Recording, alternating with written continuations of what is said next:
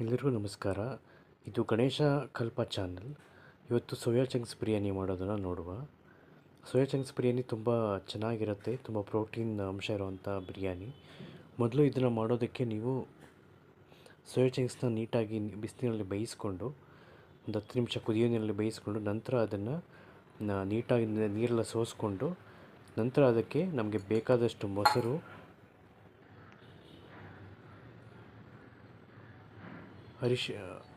ಅರಿಶಿಣ ಪುಡಿ, ಖಾರ ಪುಡಿ, ಸಾಂಬಾರು ಪುಡಿ, ಖಾರ ಪುಡಿ 1 ಅಥವಾ 1.5 ಟೀ ಸ್ಪೂನ್, ಸಾಂಬಾರು ಪುಡಿ 2 ಟೀ ಸ್ಪೂನ್, ಅರಿಶಿಣ ಪುಡಿ 1/4 ಟೀ ಸ್ಪೂನ್, ಹಾಗೂ ಒಂದು ಅರ್ಧ ಬಟ್ಲಷ್ಟು ಮೊಸರು, ಹಾಗೆ ಜೀರಿಗೆ ಪುಡಿ, ನಂತರ ರುಚಿಗೆ ತಕ್ಕಷ್ಟು ಉಪ್ಪನ್ನು ಹಾಕಿಕೊಂಡು ಅದ್ರ ಜೊತೆಗೆ ಪುದೀನ ಮತ್ತು ಕೊತ್ತಂಬರಿ ಸೊಪ್ಪನ್ನು ಹಾಕ್ಕೊಂಡು ನೀಟಾಗಿ ಮಿಕ್ಸ್ ಮಾಡಬೇಕಾಗತ್ತೆ. ಇದು ಮಿಕ್ಸ್ ಮಾಡಿ ಒಂದು ಅರ್ಧ ಗಂಟೆ ನೀಟಾಗಿ ಮ್ಯಾರಿನೇಟ್ ಆಗೋದಕ್ಕೆ ಬಿಡಬೇಕು. ತುಂಬ ರುಚಿಯಾಗಿರುತ್ತೆ ಇದು. ಸೊ ನೀಟಾಗೆಲ್ಲ ಕಲಸಿ ಎಲ್ಲ ಮ್ಯಾರಿನೇಟ್ ಆಗೋದಕ್ಕೆ ಬಿಟ್ಟ ಮೇಲೆ ನಾವು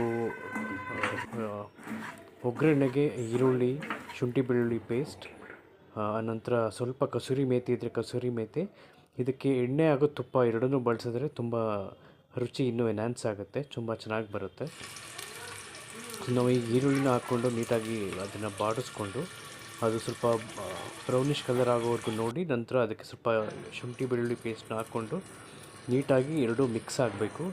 ಆ ರೀತಿ ಹಸಿ ವಾಸನೆ ಹೋಗೋ ರೀತಿ ನೀಟಾಗಿ ಎಲ್ಲ ಬಾಡಿಸ್ಕೊಂಡು ನೀಟಾಗಿ ಫ್ರೈ ಮಾಡಬೇಕು. ಅದಾದ ನಂತರ ಇದಕ್ಕೆ ಟೊಮೊಟೊ ಮತ್ತು ಕಸೂರಿ ಮೇಥಿ ಇದ್ದರೆ ಅದು ಆಪ್ಷನಲ್, ಅದು ಬೇಕಿದ್ರೆ ಹಾಕೋಬೋದು, ಇಲ್ಲ ಅಂದರೆ ಅವಶ್ಯಕತೆ ಇಲ್ಲ. ನೀಟಾಗಿ ಹಾಕ್ಕೊಂಡು ಟೊಮೊಟೊ ಎಲ್ಲ ನೀಟಾಗಿ ಫುಲ್ ಸ್ಮ್ಯಾಶ್ ಆಗೋ ರೀತಿ, ಫುಲ್ ನೀಟಾಗಿ ಬೇಯೋ ರೀತಿ ಟೊಮೊಟೊ ಎಲ್ಲ ನೀಟಾಗಿ ಬೇಯಿಸ್ಬೇಕಾಗತ್ತೆ. ಅನಂತರ ನಾವು ಮ್ಯಾರಿನೇಷನ್ಗೆ ಸೋಯಾ ಚಂಕ್ಸ್ಗೆ ಏನೇನು ಹಾಕ್ಕೊಂಡಿದ್ವಿ ಸೇಮ್ ಅದೇ ರೀತಿ ಇಲ್ಲೂ ಕೂಡ ಖಾರ ಪುಡಿ, ಆಮೇಲೆ ಸಾಂಬಾರು ಪುಡಿ, ಜೀರಿಗೆ ಪುಡಿ, ಗರಂ ಮಸಾಲ ಎಲ್ಲ ಸ್ವಲ್ಪ ಪ್ರಮಾಣದಲ್ಲಿ ಹಾಕ್ಕೊಂಡ್ರೆ ಸಾಕು.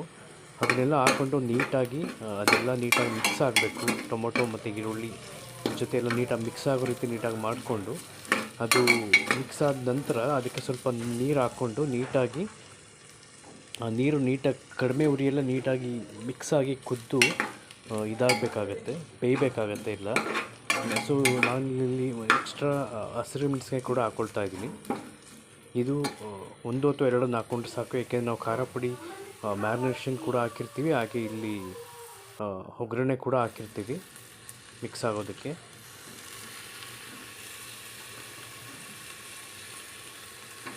ಸೊ ತುಂಬ ರುಚಿಯಾಗಿರುತ್ತೆ. ನಾವು ಒನ್ ಟೈಮ್ ಮಾಡಿ ಆದಮೇಲೆ ಮತ್ತೆ ಚೆನ್ನಾಗಿದೆ, ನಾವು ಎಲ್ಲ ವೀಕ್ಷಕರಿಗೂ ಬೇರೆಯವ್ರಿಗೆ ಗೊತ್ತಾಗಲಿಕ್ಕೋಸ್ಕರ ನಾವು ಇದನ್ನು ಮಾಡ್ತಾ ಇರೋದು. ತುಂಬ ಚೆನ್ನಾಗಿ ಬರುತ್ತೆ, ನೀವು ಟ್ರೈ ಮಾಡಿ. ತುಂಬ ಸಿಂಪಲ್ ಆಗಿದೆ, ಹಾಗೆ ಯಾರು ಬೇಕಾದರೂ ಮಾಡ್ಕೋಬೋದು, ಟೇಸ್ಟ್ ತುಂಬ ಚೆನ್ನಾಗಿ ಬರುತ್ತೆ. ಸೊ ನಾವೀಗ ಟೊಮೊಟೊ ಎಲ್ಲ ಹಾಕ್ಕೊಂಡು ನೀಟಾಗಿ ಇದೆಲ್ಲ ಬೇಯೋ ಟೈಮಲ್ಲಿ ಎಲ್ಲ ಮಸಾಲೆ ಎಲ್ಲ ಆ್ಯಡ್ ಮಾಡ್ಕೊತಾ ಇದ್ದೀವಿ.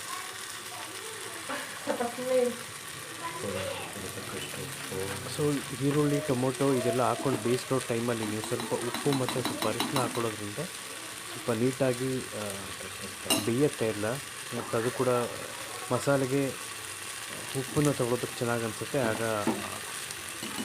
ನಮಗೆ ರುಚಿ ತುಂಬ ಚೆನ್ನಾಗಿ ಬರುತ್ತೆ. ಅಕ್ಕಿ ಜೊತೆಗೆ ಮತ್ತು ಮಸಾಲೆ ನೀಟಾಗಿ ಮಿಕ್ಸ್ ಆದಾಗ ಉಪ್ಪಿನ ಟೇಸ್ಟು ನಮ್ಗೆ ಯಾವುದೇ ರೀತಿ ಸಪ್ಪೆ ಅಥವಾ ಆ ರೀತಿ ಏನೂ ಇರೋದಿಲ್ಲ, ತುಂಬ ಟೇಸ್ಟ್ ಚೆನ್ನಾಗಿ ಬರುತ್ತೆ. ಇದಕ್ಕೆ ನೀವು ಬೇಕಿದ್ದರೆ ಇನ್ನೊಂದು ಸ್ವಲ್ಪ ಕಾಳು ಮೆಣಸಿನ ಪುಡಿ ಆ ರೀತಿ ಸ್ವಲ್ಪ ಸಪ್ರೇಟ್ ಕೂಡ ಹಾಕೋಬೋದು. ಒಂದು ಸ್ವಲ್ಪ ತುಂಬ ಆರೋಗ್ಯಕ್ಕೆ ಒಳ್ಳೆಯದು ಕಾಳು ಮೆಣಸಿನ ಪುಡಿ, ಅದರಿಂದ ಅದನ್ನು ಆ್ಯಡ್ ಮಾಡಿಕೊಂಡ್ರೆ ಒಳ್ಳೆಯದು ಅಂತ ಹೇಳ್ತಾ ಇದ್ದೀನಿ. ಇಷ್ಟನ್ನು ಹಾಕಿ ಅದರಿಂದ ಯಾವುದೇ ರೀತಿ ರುಚಿಗೆ ಯಾವುದೇ ರೀತಿ ಧಕ್ಕೆ ಬರೋದಿಲ್ಲ.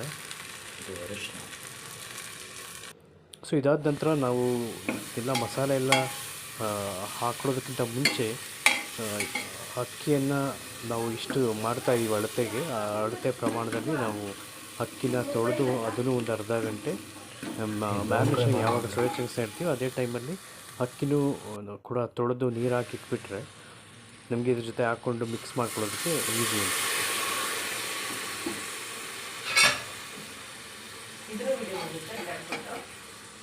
ನಮ್ಮದು ಇದು ಹೊಸ ಚಾನಲ್ ಆಗಿರೋದ್ರಿಂದ ಇಲ್ಲಿ ಹೇಗೆ ಅಂದರೆ ನಾನು ಇದೇ ರೀತಿ ಅಡುಗೆ ರೀತಿ ವೀಡಿಯೋಸೇ ಹಾಕ್ತೀನಿ ಅಂತ ಅಲ್ಲ, ಬೇರೆ ಬೇರೆ ರೀತಿ ಎಲ್ಲ ರೀತಿ ನನ್ನ ಕೈಲಿ ಏನು ಸಾಧ್ಯನೋ ಆ ರೀತಿ ವೀಡಿಯೋಸ್ ಎಲ್ಲ ಮಾಡಿ ಹಾಕೋದು ನಮ್ಮ ಯೋಜನೆಯಲ್ಲಿದೆ.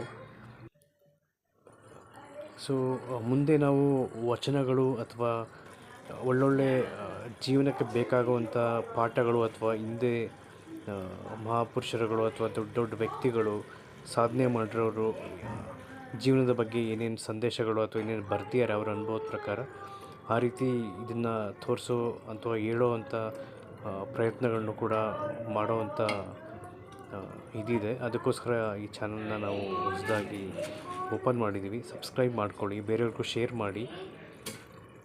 ಹಾಗೆ ಸಾಧ್ಯವಾದಷ್ಟು ನನ್ನ ಪ್ರಯತ್ನ ಏನಂದರೆ ನಾವು ನೇಚರ್ ಬಗ್ಗೆ ತುಂಬ ಕಾಳಜಿ ತೋರಿಸ್ಬೇಕು ಅನ್ನೋದು ಇದಾಗಿದೆ. ಸೊ ನೇಚರ್ ರಿಲೇಟೆಡ್ ಅಥವಾ ನಮ್ಮ ಪ್ರಕೃತಿ ಸುತ್ತಮುತ್ತ ನಾವು ಈಗ ಸ್ವಚ್ಛತೆಯನ್ನು ಕಾಪಾಡಬೇಕು, ಎಷ್ಟು ಸಾಧ್ಯವಾದಷ್ಟು ನಾವು ಸಿಂಪಲ್ಲಾಗಿ ಲೈಫ್ನ ಲೀಡ್ ಮಾಡಬೇಕು. ಅವಶ್ಯಕತೆ ಇದ್ದರೆ ಮಾತ್ರ ಏನಾದರೂ ತಗೊಳ್ಳೋದು ಅಥವಾ ಬಳಸೋದು ಮಾಡಬೇಕಾಗತ್ತೆ. ಸೊ ಈ ರೀತಿ ಮಾಡೋದ್ರಿಂದ ನಮ್ಮ ಭೂಮಿ ಅಥವಾ ನಮ್ಮ ಅರ್ಥಗೆ ನಾವು ಏನಾದರೂ ಕೊಡೋದಕ್ಕೆ ಸಾಧ್ಯ ಆಗುತ್ತೆ. ಹಾಗೆ ನಮ್ಮ ಅರ್ಥ ಲೈಫ್ನ ಜಾಸ್ತಿ ಮಾಡ್ಬೋದು. ಅದರಿಂದ ಮುಂದೆ ಬರೋ ನಮ್ಮ ಮಕ್ಕಳು ಮೊಮ್ಮಕ್ಕಳು ಅಥವಾ ಯಾರೇ ಆಗಲಿ ಎಲ್ಲ ಪ್ರತಿಯೊಬ್ಬರಿಗೂ ಒಂದು ಒಳ್ಳೆಯ ಭೂಮಿನ ನಾವು ಕೊಟ್ಟಾಗತ್ತೆ ಅದರಿಂದ. ಸೊ ಎಲ್ಲರೂ ಸಾಧ್ಯವಾದಷ್ಟು ಕಡಿಮೆ ಉತ್ಪನ್ನಗಳನ್ನ ತಗೊಳ್ಳೋದು ಅಥವಾ ಬಳಸೋದ್ರಲ್ಲೂ ಕೂಡ ಯೋಚನೆ ಮಾಡಿ ಪ್ರತಿ ಟೈಮ್ ಯಾವಾಗಲೂ ಭೂಮಿ ತಾಯಿ ಬಗ್ಗೆ ಒಂದು ಕಾಳಜಿ ಇದು ಇರಲಿ ಅಂತ ನಾನು ಕೇಳ್ಕೊತೀನಿ. ಸೊ ನಾವೀಗ ಇಲ್ಲಿ ಅಕ್ಕಿಯನ್ನು ಹಾಕಿದ್ದೇವೆ. ಅಕ್ಕಿ ಮೇಲೆ 2-3 ಟೀ ಸ್ಪೂನ್ ತುಪ್ಪ ಕೂಡ ಹಾಕೋದ್ರಿಂದ ತುಂಬ ಟೇಸ್ಟ್ ಚೆನ್ನಾಗಿ ಬರುತ್ತೆ. ಅದಕ್ಕೋಸ್ಕರ ಈ ರೀತಿ ಹಾಕಿ ಅದ್ರ ಮೇಲೆ ಮತ್ತೆ ಇನ್ನೊಂದು ಸ್ವಲ್ಪ ಕೊತ್ತಂಬರಿ ಮತ್ತು ಪುದೀನನ ಹಾಕಿ ನಂತರ ಅದ್ರ ಮೇಲೆ ನೀರು ಹಾಕಿ ಇದು ಹೇಗಾಗುತ್ತೆ ಅಂದರೆ ಮೊದಲು ಒಂದು ಲೇಯರ್ ಇರುತ್ತೆ ಕೆಳಗಡೆ ಸೋಯಾ ಚಂಕ್ಸ್, ಅದ್ರ ಮೇಲೆ ನಾನು ಅಕ್ಕಿಯನ್ನು ಹಾಕಿದ್ದೀನಿ. ಆ ಲೇಯರ್ನ ಹಾಗೇ ಬಿಡಿ, ಹಾಗೆ ವಿಷಲ್ ಕುಗ್ಸಿದ್ರೂ ಆಗುತ್ತೆ ಅಥವಾ ಹಾಗೇ ಕುದಿಯೋಕ್ಕೆ ಬಿಡೋದ್ರಿಂದನೂ ಮಸಾಲೆ ಇದೆಲ್ಲ ನೀಟಾಗಿ ಇಟ್ಕೊಳ್ಳುತ್ತೆ, ತುಂಬ ಚೆನ್ನಾಗಿ ಬರುತ್ತೆ ಟೇಸ್ಟು. ಸೊ ಇದೆಲ್ಲ ಆದಮೇಲೆ ನೀವು ಮಿಕ್ಸ್ ಮಾಡೋ ಅವಶ್ಯಕತೆ ಇಲ್ಲ, ಅದು ಲೇಯರ್ ಅದೇ ರೀತಿ ಇರಲಿ. ಕೊನೆಗೆ ಅಕ್ಕಿ ಎಲ್ಲ ಹೇಗೆ ಅದು ಕುದೀತಾ ಮೇಲೆ ಬಂದು ಅನ್ನ ರೀತಿ ಅರಳಕ್ಕೆ ಶುರುವಾಗುತ್ತೋ ಆಗ ಅದ್ರಿಚಿಗದೆ ಎಲ್ಲ ಕಡೆಗೆ ಅದರದ್ದು ಮಸಾಲೆ ಟೇಸ್ಟ್ನ ಎಲ್ಲ ಕಡೆ ತಗೊಳುತ್ತೆ.